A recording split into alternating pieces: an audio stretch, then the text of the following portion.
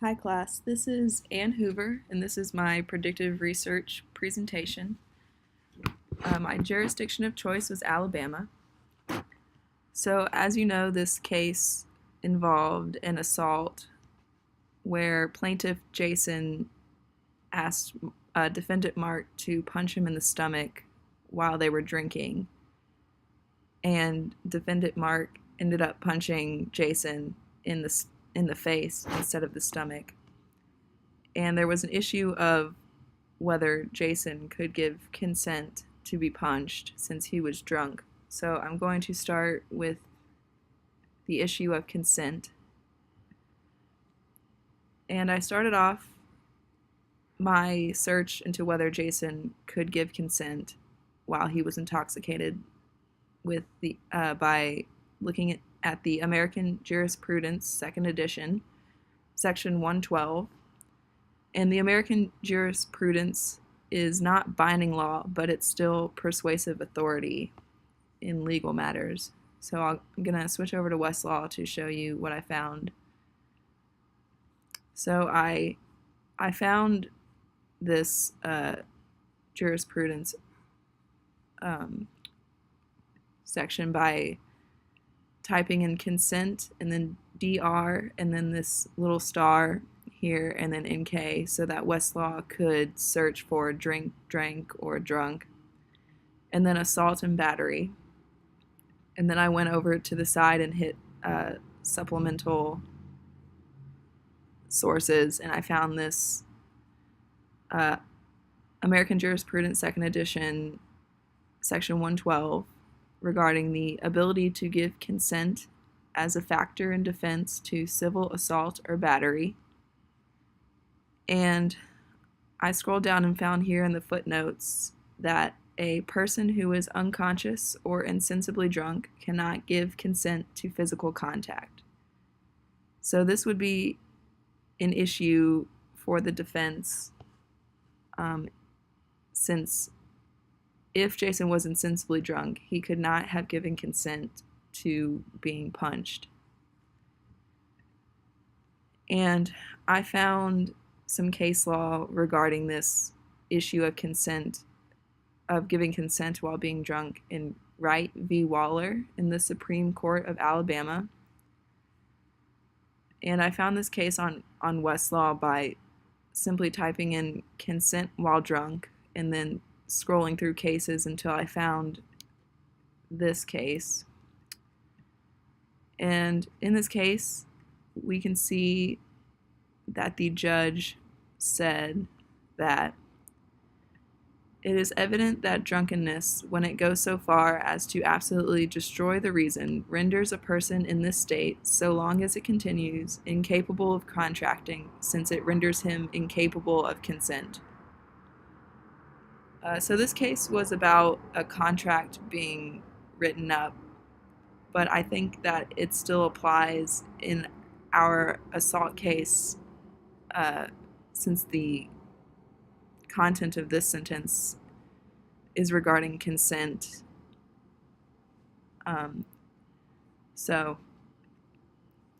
I think that the defense would have an issue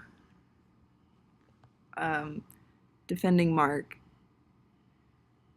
since Jason could not give consent to be punched since he was drunk. However, some issues we could take up with that was Jason insensibly drunk so as to prevent consent?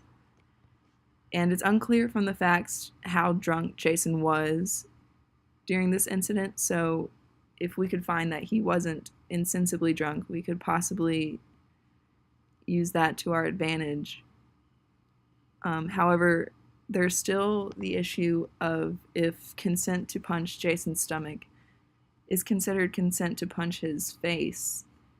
And I couldn't really find any case law regarding this issue, so it's still unclear to me whether this issue of consent to punching a stomach is consent to punch a face. So I'm going to move on to the excessive retaliation issue, which is if the plaintiff did give consent to being punched, did the defendant retaliate excessively? And some case law I found regarding this issue was Powell v. West in the Supreme Court of Alabama. And I found this case by simply typing in consent into the search bar and then kind of clicking around until I came across this keynote, which in this Powell v. West case, which states that if the plaintiff entered willingly into the fight, recovery could not be had. Even though she provoked it or attacked first, recovery would still be allowable if the defendant retaliated excessively. So, some issues with using this case as in my predictive research is that this isn't really a fight. However, it still is regarding consent, and so Jason willingly entered into an altercation of sorts. And since even if he did give consent to being punched, if Mark's punch to the face is considered excessive, then Jason would have reason to sue for assault. However, it's still unclear whether consent to punch a stomach is consent to punch a face, so I'm unclear on this excessive retaliation issue still. And I'm not sure what the judge would decide in our case. So I'm going to move on to some problems with our defense of Mark. And one of those was if Mark also being drunk in this altercation would excuse his actions. And I found that a defendant being drunk does not excuse his actions in an assault case. And I found this in case law in Maddox v. State in the Court of Appeals of Alabama. And I found this case by typing assault, battery, and then DR, and then this little star again, NK.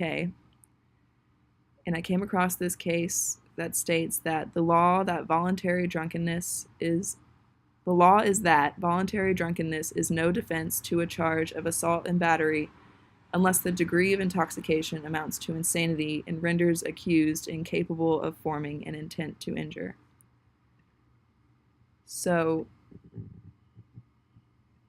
that case was an extreme assault case where a husband was beating his wife and caused extreme injuries. So I'm not sure whether the judge would excuse Mark's assault since it was minor. I'm not sure if he would follow this case since they're so different. However, it does clearly state that a defendant being drunk does not excuse his actions. So I think the defense might have a problem defending Mark with the excuse of Mark being drunk. So, all in all, my stance on this case remains unclear, and it's unclear to me from the facts and from my predictive research whether Mark has any defense in this assault case. And that is my predictive research presentation. Thank you.